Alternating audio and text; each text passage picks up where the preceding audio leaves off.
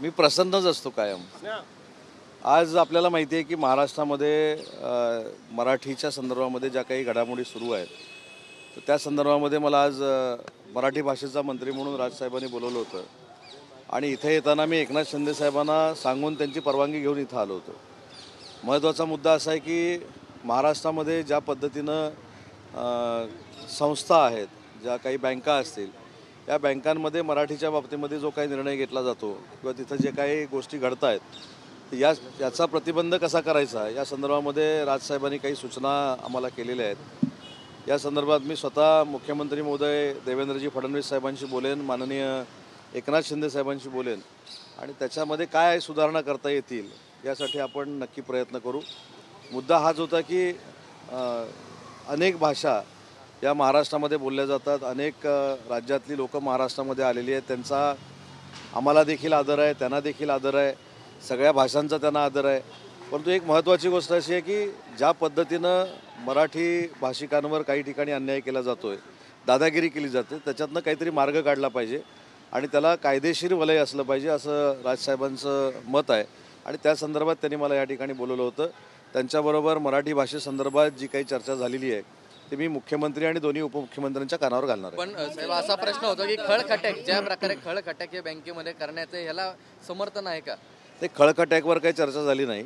चर्चा जी झाली ती आणि वस्तुस्थिती आहे की महाराष्ट्रामध्ये जी व्यक्ती राहते त्याला मराठी आलं पाहिजे, मराठीचा त्यांनी सन्मान केला पाहिजे। बाकीच्या भाषांबद्दल नक्कीच आदर आहे, त्याचा कुठेही अनादर आम्ही केलेला नाही आणि कोणी करत नाही। जे बाकीचे लोक महाराष्ट्रामध्ये राहतात, परराज्यातील राहतात, त्याचा त्यांना देखील आपण सन्मान देतो, पण माझ्या भाषेचा सन्मान हा कायमस्वरूपी टिकला पाहिजे हीच भूमिका माननीय राजसाहेबांची आणि तीच भूमिका शासनाची आहे।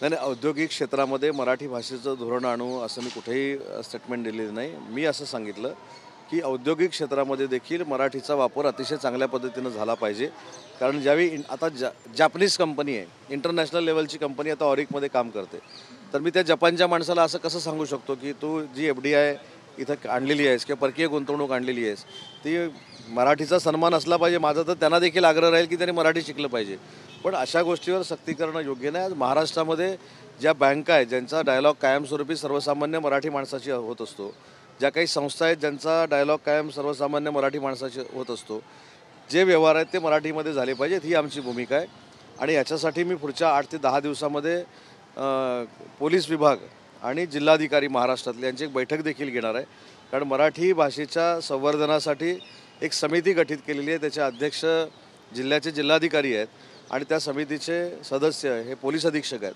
त्याच्यामुळे या सगळ्या समित्यांची बैठक घेऊन मराठीच्या बाबतीमध्ये जर कोण उलटं करत असेल तर त्यांच्यावर काय कारवाई करायची ही भूमिका त्या बैठकीमध्ये आम्ही घेऊ। मनसेने काल हाणामारीचे प्रसंग झाले आणि त्यानंतर मुख्यमंत्र्यांनी काल प्रतिक्रिया दिली की कायदा हातात घेतला तर कायदेशीर देखील कारवाई केली जाईल अशा पद्धतीचा इशारा देखील दिला। नाही, शेवटी मला असं वाटतं की हा इशारा नाही, ही सूचना असू शकते की ज्यावेळी एखादा गुन्हेगार गुन्हा करतो किंवा अशा आंदोलनामधनं गुन्हे घडतात तर त्याच्यावर देखील कायद्यामध्ये तरतूद केलेली आहे की FIR दाखल करायची, त्या संदर्भात ते बोललेले आहेत। आणि आता आपण जे बोलले की वारंवार आम्ही भेटतोय, वारंवार भेटणं म्हणजे सोमवारी भेटणं, बुधवारी भेटणं, शुक्रवारी भेटणं, म्हणजे 15 दिवसातनं 5-6 वेळा भेटणं, याचा अर्थ वारंवार होतो। मी दुसऱ्यांदा भेटतोय आणि दुसऱ्यांदा भेटतानाही मागच्या वेळी देखील सांगितलं होतं की मराठी विश्वसंमेलनाला एका साध्या निमंत्रणावर राजसाहेब उपस्थित होते, त्यांचे आभार मानायला मी आलो होतो आणि आज मराठी भाषेच्या संदर्भामध्ये ज्या अपेक्षा त्यांच्या आहेत, जे त्यांनी भाषणामध्ये व्यक्त केलेल्या होत्या, त्याची चर्चा करण्यासाठी मला त्यांनी बोलवलं होतं आणि मी त्यांच्याकडे आलो होतो। एकीकडे ज्या बँकांमध्ये जाऊन जे मनसेचे कर्मचारी आहेत निवेदनं देत आहेत, बँकेतले कर्मचारी जे आहेत ते धास्तावलेले आहेत, त्यामुळे सुरक्षा पुरवावी अशा पद्धतीचं पत्र देखील मला आपल्या माध्यमातून एक सांगायचं आहे की घाबरण्याचं काहीच कारण नाही। शेवटी बँका देखील आपल्याला आवश्यक आहेत, ज्या परराज्यातल्या असतील, इव्हन परदेशातल्या काही बँका आहेत त्या देखील आपल्याला आवश्यक आहेत। मुद्दा आहे मराठी बोलण्याचा आणि मराठी भाषेवर अन्याय न करण्याचा, आणि मराठी भाषिक जर बोलत असेल तर त्याचं खच्चीकरण करणे हा जो काही ठिकाणी प्रकार घडला त्या संदर्भातले हे विषय आहेत। त्याच्यामुळे बँकांच्या अधिकाऱ्यांनी घाबरावं किंवा घाबरून काही काम करावं अशा मताचे आम्ही नाहीत। आम्ही चांगल्या गोष्टीमध्ये बँकांच्या सगळ्या अधिकाऱ्यांसोबत शासन म्हणून नक्की आहोत।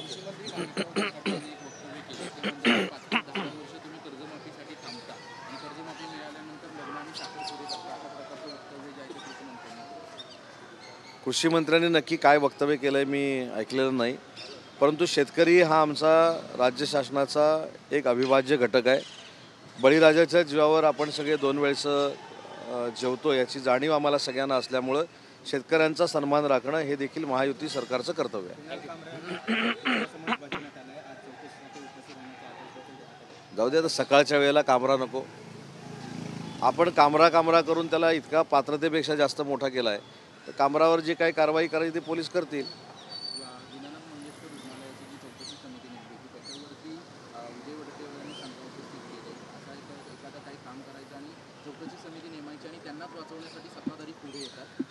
नाही, सत्ताधारी कोणी पुढे आलेले नाहीत. उलट शिवसेनेच्या तिथल्या पदाधिकाऱ्यांनी दीनानाथ मंगेशकर हॉस्पिटलच्या विरोधात आंदोलन केले, तो त्यांनी पहिला अभ्यास केला पाहिजे. ती घटना जी घडलेली आहे त्याचा कुठचाही अहवाल जरी इंटरनल समितीनं आणला असेल तर त्याची पूर्ण चौकशी करू अशी भूमिका मुख्यमंत्री मोदयांनी घेतलेली आहे. आणि मुख्यमंत्री मोदयांनी काल स्पष्ट सांगितलं आहे, माननीय एकनाथ शिंदे साहेबांनी देखील यवतमाळच्या प्रेस कॉन्फरन्समध्ये स्पष्ट सांगितलं आहे की तिथं ज्या पद्धतीनं प्रकार घडलेला आहे तो जर पुराव्यानिशी सिद्ध झाला तर कोणालाही त्याच्यामध्ये वाचवलं जाणार नाही. फार मोठी कारवाई या बाबतीमध्ये केली जाईल ही शासन म्हणून आमची भूमिका आहे.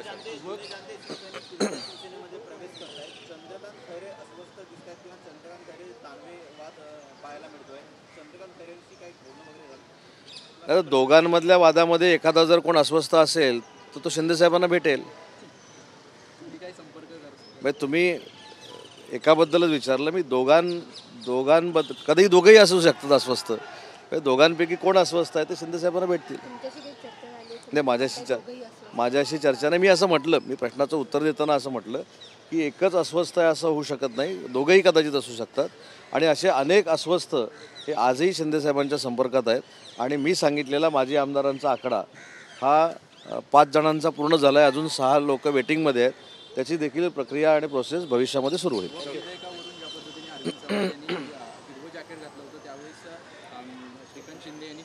अरे टीका करत असतील त्याला उत्तर देताना आदित्य ठाकरे म्हणतात की 22 लोकांना उत्तर देत नाही, त्यांना आमच्यात महत्त्व नव्हतं आणि आताही श्रीकांत शिंदेला महत्त्व देत नाही. मला असं वाटतं की श्रीकांत शिंदेंचं सभागृहामध्ये झालेलं, लोकसभेच्या सभागृहामध्ये झालेलं भाषण यांनी बघितलेलं नसावं.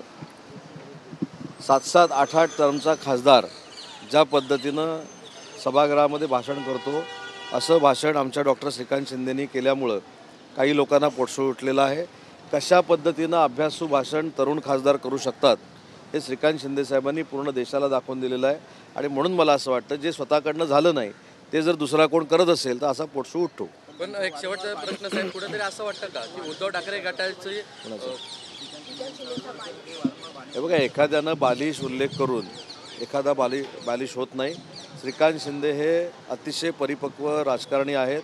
कधीही शिंदे साहेबांच्या नावाचा उपयोग करून त्यांनी राजकारण केलेलं नाही. उलट ज्यावेळी सगळ्या खासदारांनी सांगितलं की आता देशाच्या केंद्रीय मंत्रिमंडळामध्ये श्रीकांत शिंदे साहेबांनी मंत्री झालं पाहिजे, त्यावेळी केंद्रीय मंत्रिपदापासून बाजूला राहणारा आमचा युवा नेता आहे. त्याच्यामुळं मंत्रिपद येत असताना देखील कार्यकर्त्याला ते कसं द्यायचं, मी प्रतापराव जाधवांना ते कसं द्यायचं हे त्यांनी देशाला दाखवून दिलं आहे. त्याच्यामुळं मला असं वाटतं की अशी परिपक्वता कोणामध्ये येऊ शकत नाही. हा आदर्श अनेकांनी घेतला पाहिजे. स्वतःकडे सत्ता येत असताना, स्वतःकडे मंत्रिपद असताना ते मला नको, कार्यकर्त्याला आपण देऊया, हा आग्रह त्यांनी शिंदे साहेबांकडे केला. आणि देशातला एक परिपक्वतेचा एक वेगळा आदर्श श्रीकांत शिंदेंनी घालून दिलेला. कुठेतरी असं वाटतं की लोकसभेमध्ये उद्धव ठाकरे गटाचे सर्व खासदार गोंधळलेले होते विधेयकाच्या वेळी. गोंधळलेले आहेतच ते, त्याच्यामुळे गोंधळलेले होते हा म्हणण्यात काही अर्थ नाही. आणि त्यांची भूमिका स्वाभाविक आहे. शिवसेना ही वंदनीय हिंदुहृदय सम्राट बाळासाहेब ठाकरे साहेबांच्या विचारानं सुरू झाली. आणि आता त्यांच्या मनामध्ये देखील आहे की त्यांच्या विचारांचा वारसा फक्त आणि फक्त एकनाथ शिंदेसाहेब पुढे घेऊन जात आहेत. आणि ते या विधेयकाच्या निमित्तानं समोर आलं.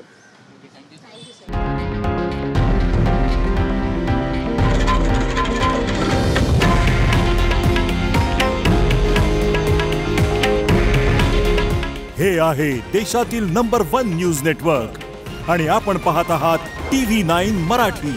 काळजी तुमची, हित महाराष्ट्राचं.